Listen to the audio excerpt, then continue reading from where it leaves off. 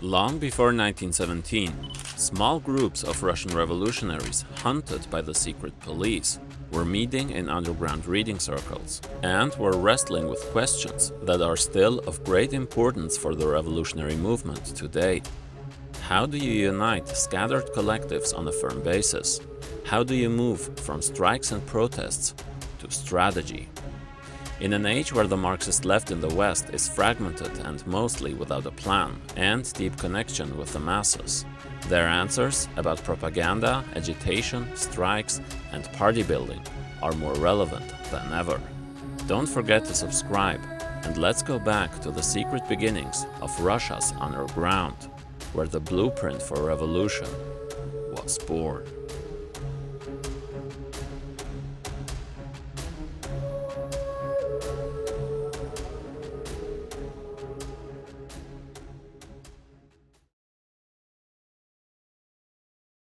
In late 1893, the 23-year-old Vladimir Ilyich Ulyanov, better known as Lenin, arrived in St. Petersburg after being exiled for student political activity.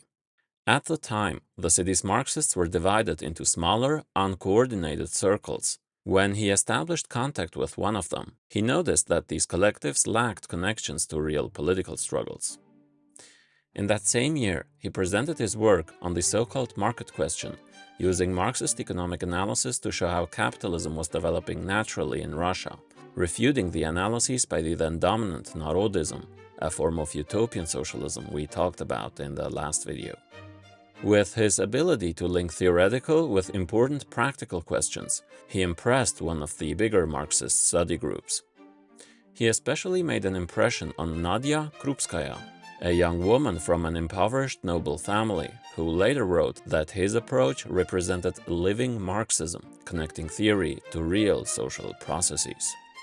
In the 1890s, St. Petersburg and its suburbs had become one of Russia's main industrial centers, with over 200 new factories built in the previous decade. About 10% of all industrial workers in the country worked there, most within the city itself. These suffered from harsh exploitation, increasingly organizing more and more strikes, and began showing interest in socialist ideas. In December 1894, Lenin's group took its first major practical step by issuing a leaflet that marked a turning point from small study circle propaganda to mass agitation among the masses. The word propaganda is nowadays associated with manipulation and furthering a hideous agenda based on non-objective information. But for the revolutionaries, it's just the means to spread or propagate Marxist explanations. So when CNN propagates the capitalist worldview, they don't call it propaganda, but advertisement or neutral expert analysis. Of course, no propaganda is neutral. It either furthers the worldview that serves the rich, or it serves the poor majority. Lenin will explain that propaganda means spreading more complex ideas, explaining society to workers already critical of capitalism itself. So it means a lot of ideas to fewer people, whereas agitation intervenes in actual struggles to awaken mass consciousness and action. So few ideas to a lot of people. Whereas propaganda is crucial at the beginning stages, where the main goal is to organize the most advanced people of the working class, agitation will get more important as the masses get more active and militant. One example was a leaflet by Lenin's Circle which addressed rallying workers at a factory, saying, "Factory owner and the police and the entire state administration, they are all one, and they are all against us." This was written by a certain Gleb Krzyżanowski, who became one of Lenin's closest friends and collaborators. This Marxist, born into a family of Polish descent, will become the first chairman of the Gosplan, the agency responsible for central economic planning in the Soviet Union. You know I try my best in pronouncing these names, but I hope you understand that I'll refer to him as simply Gleb from now on.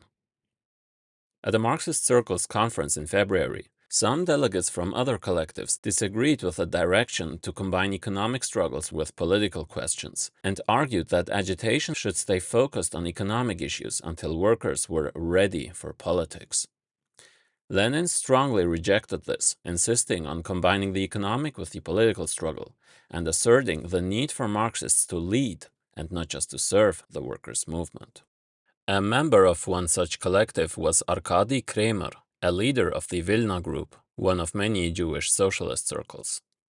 Kremer, along with a certain Judy Zederbaum, produced the influential pamphlet On Agitation, which sharply criticized the Marxist circle's self-perfection by being preoccupied with theory, and argued for the importance of agitating around concrete economic demands of the working masses. Similarly, when other Jewish socialists called for the creation of a united party of Jewish Marxist collectives, he rejected this, arguing that a political party should be the natural result of the workers' economic struggle. Eventually, Georgy Plekhanov, which we'll talk about later, changed Kremer's mind, and he went on to co-found the General Jewish Workers' Union, also known as the Bund, an organization which will become the main danger of Zionism during that period, and Kremer became known as the father of the Bund. This seemingly unimportant difference between focusing on the concrete struggle of the workers and the emphasis on the political question will reveal a deeper political difference that will turn into a decisive fight, which will be crucial in the coming revolutionary struggle. In April of 1895, a 25-year-old Lenin packs his bags for his first trip abroad. He wanted to meet the OG Russian Marxists in exile and learn from the more developed socialist movements in Western Europe. So this trip wasn't just for funsies, but one which should serve a larger political plan, and the Tsarist police immediately placed him under surveillance. He first arrives in the Swiss city of Geneva, where he met the leaders of the Emancipation of Labor group, which we introduced in the last video.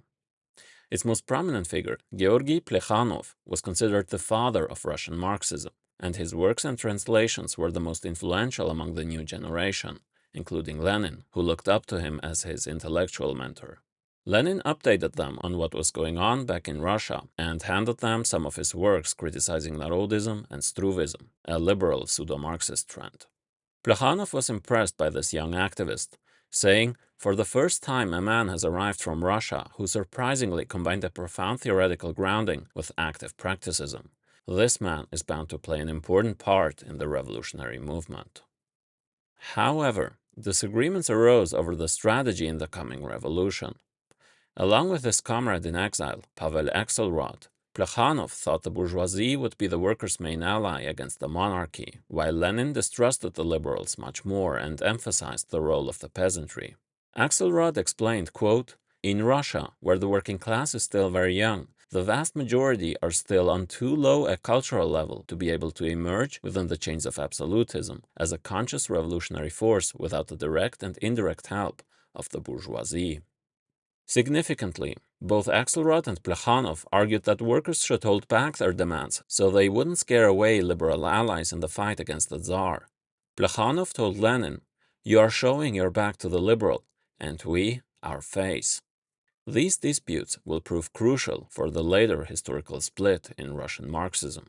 But for now, they generally agreed with Lenin in that the revolutionary movement in Russia will triumph only as a working-class movement, or else it will never triumph.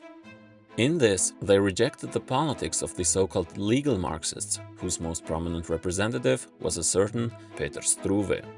Struve, who was the same age as Lenin, belonged to the Russian branch of the Struve family, a noble family of German origin. He and his followers not only argued that capitalism was positive and inevitable, but that it is the role of the emerging capitalists to fulfill this progress in semi-feudal Russia, not that of the working class.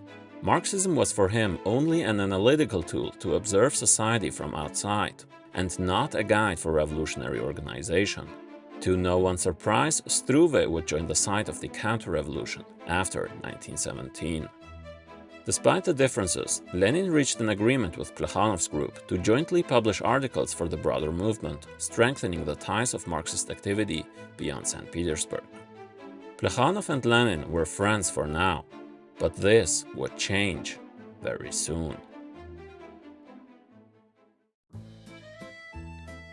Lenin then traveled to Paris to meet Marx's son-in-law and to study the experience of the Paris Commune, the first time the working class had taken power, and which lasted for 72 days.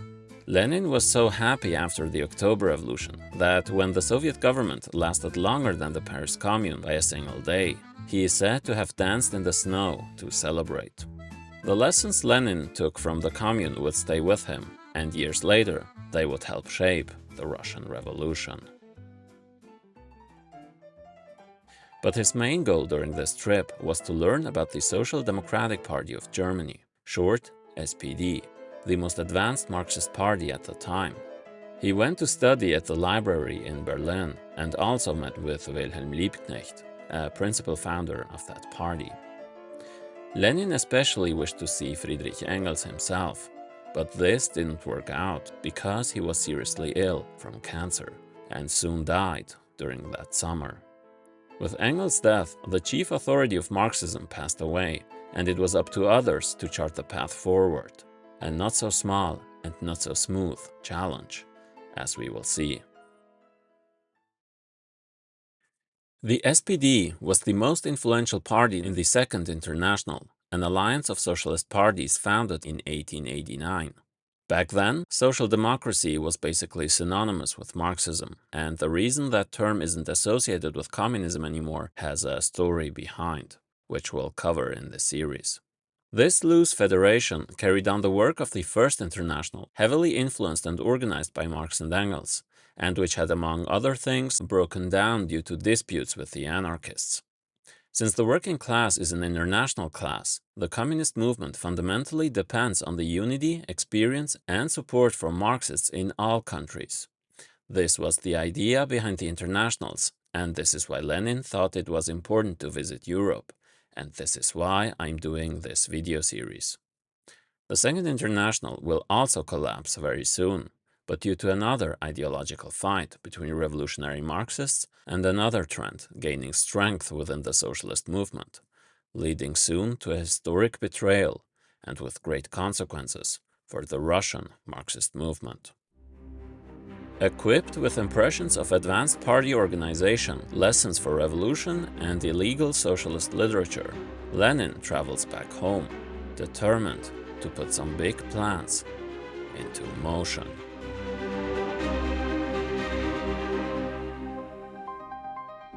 On September 7th, in 1895, Lenin arrives in Russia. The border guards almost catch him, but he hid the banned socialist books in a suitcase with a false bottom. He then spread these works among the circles of St. Petersburg, which he sought to unite into a single organization in order to take Russian social democracy to the next level. However, differences between the circles would not make this a smooth task. One important activist which had differences with Lenin's group was a certain Judy born in Constantinople into a prosperous Russian Jewish family. Jailed in St. Petersburg for spreading revolutionary literature, he began to read the works of Marx and Plekhanov in prison. Differences between him and Lenin included the previously mentioned issue of focusing on workers' demands or going beyond it, and how strictly and how centralized a revolutionary organization should work, prefiguring many of the important debates in the future. But in the end, Lenin's circle proved convincing, and the St. Petersburg collectives united under the St. Petersburg League of Struggle for the Emancipation of the Working Class, with Lenin, Gleb, Zederbaum, and a certain Anatoly Vaneyev at its core. If you're organized today, these challenges might sound familiar, with the difference that back then, Marxist groups were scattered because the movement was just being born. Today, the movement has gone back to that stage of scattered collectives, after once being united on a far higher level. This is why working through and learning about these historical experiences is all the more important today. Although overcoming localism and fragmentation is essential to raise the movement to a higher level, in order to coordinate activity and experience on a broader scale, unity doesn't mean coming together at any cost. Real unity isn't built by holding hands. It's forged through struggle. Strategic and ideological differences must be worked through openly so that people learn from these and so that unity grows from clarity, not confusion.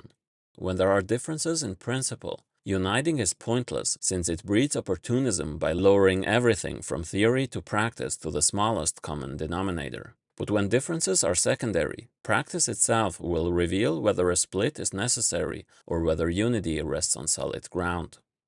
But how do you take on this hard and urgent task of discussing differences and even having a strategy in order to raise the organized forces to the next level?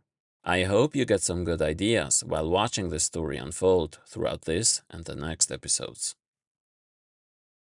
The newly established League quickly became very active among St. Petersburg workers, building connections with over 70 factories and assisting and agitating in worker strikes. At the same time, the League's influence spread among revolutionary intellectuals as well. Many former members from the Narodnik People's Will group we talked about in the last episode were turning toward Marxism. The organization applied the formula also explained in that episode by grounding its political tactics in the concrete struggle of the masses and guide them to their logical conclusion. Does not this organization represent the embryo of a revolutionary party based on the working class movement, which leads the class struggle of the proletariat against capital and against the autocratic government, without hatching any conspiracies, while deriving its strength from the combination of socialist and democratic struggle into the single, indivisible class struggle of the St. Petersburg proletariat? The growing strike movement convinced Lenin that the time had come for a nationwide political newspaper to unite economic struggles with a broader fight against the Romanov monarchy.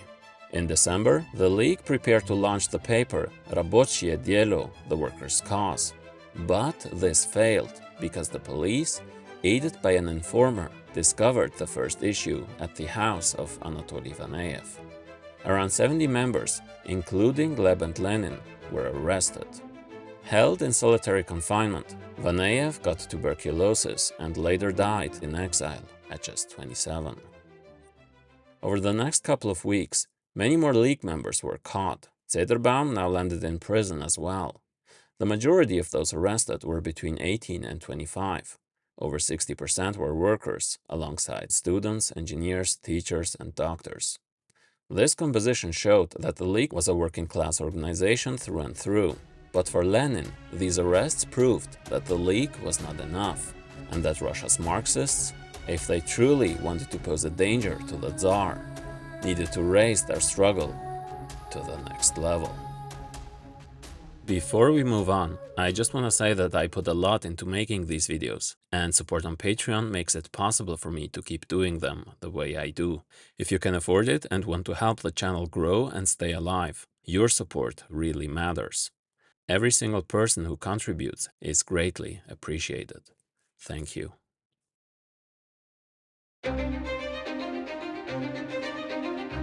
From prison, Lenin didn't waste a minute and started cooking up the first programmatic documents for a nationwide Marxist party. Through his sister Anna and his partner Nadia, he would continue to guide the legal struggle from behind bars. To evade prison censorship, Lenin wrote in milk between the lines of legal books, which became visible after warming up. Visits were extremely restricted. Nadia would walk around the prison yard or stand outside the gates in hopes to catch a glimpse of Lenin if he was brought near a window. In 1896, St. Petersburg saw a massive wave of strikes, the first great industrial war in Russia. When the workers refuse to work, the entire machine threatens to stop. Every strike reminds the capitalists that it is the workers and not they who are the real masters. The period culminated in the strike of 30,000 textile workers, which gained international attention. The League's work was crucial in this. Socialists all over Europe expressed solidarity and raised funds. The government had put the blame on socialist agitators, but Lenin explained, when all the ministers saw a strike of 30,000 workers, they began to think and finally came to the conclusion that strikes do not break out because socialist agitators come on the scene, but that socialist agitators come on the scene because strikes break out. He explained why the authorities feared these strikes. The government itself knows full well that strikes open the eyes of the workers, and for this reason it has such fear of strikes and does everything to stop them as quickly as possible. One German minister, not without reason, stated, "Behind every strike lurks the hydra of the revolution." These strikes, therefore, teach the workers that they can struggle against the capitalists only when they are united. This is the reason that socialists call strikes a school of war, a school in which the workers learn to make war on their enemies for the liberation of the whole people from the yoke of capital. Lenin quotes Engels, who said about the English strikes, People who endure so much to bend one single bourgeois will be able to break the power of the whole bourgeoisie. However, he explains that this often leads some to think that the working class has only to organize a general strike throughout the whole country for the workers to get everything they want from the capitalists and the government. It is a mistaken idea. Strikes are a school of war, and not the war itself. The workers eventually need to earn money again to feed them and their families, and the companies have much bigger cash reserves and can rely on a globalized network, especially in our days.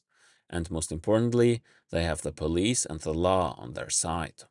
In other words, the capitalists can afford to wait, but the workers can't. The workers, therefore, cannot, under any circumstances, confine themselves to strike actions and strike associations, but must go further. Strikes and isolated revolts of the workers now constitute the most widespread phenomenon in Russian factories, but with the further growth of capitalism and the increasing frequency of strikes, they prove inadequate. The employers take joint action against them. They conclude agreements among themselves, bring in workers from other areas, and turn for assistance to those who run the machinery of the state, who help them crush the workers' resistance. Instead of being faced by one individual owner of each separate factory, the workers are now faced by the entire capitalist class and the government that assists it. The entire capitalist class undertakes a struggle against the entire working class. The tactic of the general strike was debated in the Second International. Some anarchists wanted to center it strategically, but at the Zurich Congress of 1893, the only one which Friedrich Engels attended, the anarchists were expelled, as also recommended by Engels. Anarchist trade unionists tried to attend the 1896 London Congress but were physically attacked and withdrew. But still, their idea lived on. A few years later, a prominent French so-called socialist and future prime minister had adopted it to gain favor with the syndicalist movement. But for Lenin and other communists of the International, the logical conclusion of the workers' struggle, if it has to achieve any sustainable result, is to unite their strength based on their common interest in order to fight, not just to damage the class enemy economically, but for political power, to challenge the state that protects the capitalists. The workers are likewise bound together by a common interest, that of preventing themselves by being crushed by capital, and the workers likewise become convinced that they too need unity, joint action by the entire class, and that to that end they must secure influence over the machinery of state.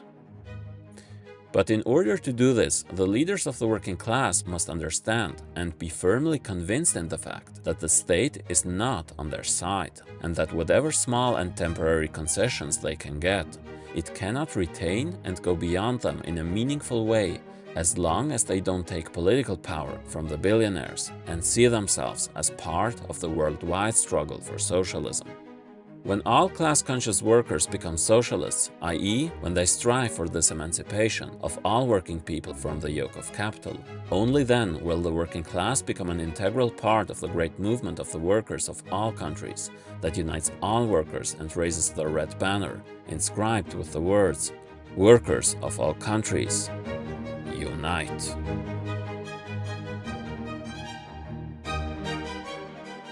After over a year in prison, in February of 1897, Lenin was sentenced to 3 years of exile in a remote village in eastern Siberia under police surveillance. There, Lenin built ties with the local peasants and became well liked since he often helped them with legal advice. A few months before, Nadia Krupskaya was also arrested for her underground work and sentenced to 3 years in exile. Before her deportation, Krupskaya received a secret note from Lenin, delivered by her mother, saying she could come and live with him in exile if she said that she was his fiancée. Authorities agreed on the condition that they marry upon her arrival. Now, this may not sound romantic at all so far, but when she joined him in 1898, their small house became a revolutionary headquarters where they spent evenings reading Marx and talking about the future of socialism. It is here where he wrote several works that would define the most urgent revolutionary tasks for the coming years. The beginnings of a strategy for revolution we will talk more about in the next episode. Since the class needs to be united across the country to confront a centralized and militarized enemy, the Marxist groups of Russia need to unite as well in order to most effectively aid in awakening revolutionary consciousness of the workers, prevent them from being convinced by opportunism, and to coordinate their resistance against the state. And so, to work, comrades. Let us not lose precious time. Russian Social Democrats have much to do to meet the requirements of the awakening proletariat, to organize the working class movement, to strengthen the revolutionary groups and their mutual ties, to supply the workers with propaganda and agitational literature, and to unite the workers' circles and social democratic groups scattered all over Russia into a single social democratic Labor Party. However, this future party, Lenin realized, required a conscious ideological struggle against a tendency slowly but surely spreading among Russian Social Democrats. Lenin came to understand that localism wasn't just a technical weakness. Fragmentation itself contributed and was reinforced by a deeper political problem, massively hindering Russian Marxism in realizing its most urgent task. An opportunist ideology still holding back the revolutionary movement today, and a dangerous problem which we'll cover in the next episode. The masses were moving ahead of them. There was no time to waste. So, after uniting the St. Petersburg revolutionaries, the next goal was to unite them all across the country. All of us, members of that circle, suffered painfully and acutely from the realization that we were acting as amateurs at a moment in history when we might have been able to say, varying a well-known statement, "Give us an organization of revolutionaries, and we will overturn Russia." In southern present-day Ukraine, a young Lev Davidovich Bronstein got involved in revolutionary organizing and got arrested. Discovering the ideas of Lenin in prison, the future Bolshevik leader soon begins writing under the pseudonym Leon Trotsky. Rosalia Zemlyachka, also known as Demon, got involved in underground social democracy from age 19 and became one among many agents for the future party's newspaper. Nikolai Ilyich Podvoisky got expelled from a seminary for political organizing and would soon become a leading figure in the final uprising. Also in present-day Ukraine, a teenage Grigory got his awakening by reading Marxist works and will become one of the key Bolshevik figures in the future. In Moscow, many young radicals were organizing in circles as well.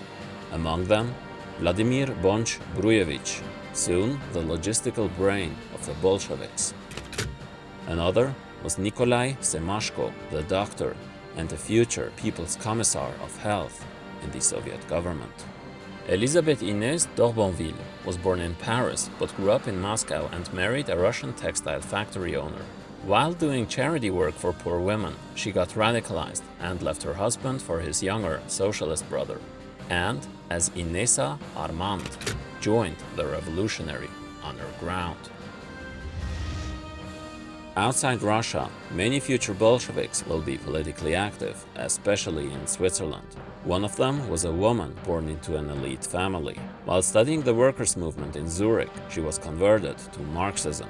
A highly influential member in the future party, she would be the first woman in history to be a government minister. In present-day Latvia, a young lawyer got involved among one of the many Marxist circles popping up in the Baltic region and was sentenced to 5 years in exile for spreading anti-Tsarist propaganda. Already as a young teenager, the child prodigy became a professional revolutionary and will spend about a third of his short life in prison or exile. He will become one of the most important leaders and the de facto head of state after the revolution. Born in the capital of present-day Georgia, a young Armenian radical forms his own circle before joining the future party and becomes known as the Caucasian Lenin. Many others get organized in the city as well. Among them, a young seminary student who loses interest in becoming a priest and begins to read Marx and Lenin. He starts to organize workers in secret, and at 20 years old, he adopts the name Koba inspired by a Robin Hood-like hero from a Georgian novel, who is fearless, defiant, and loyal to the oppressed. After being sentenced to 3 years in exile in Siberia, he manages to escape and soon becomes a leader of the new party, and after Lenin, the most significant Bolshevik in history.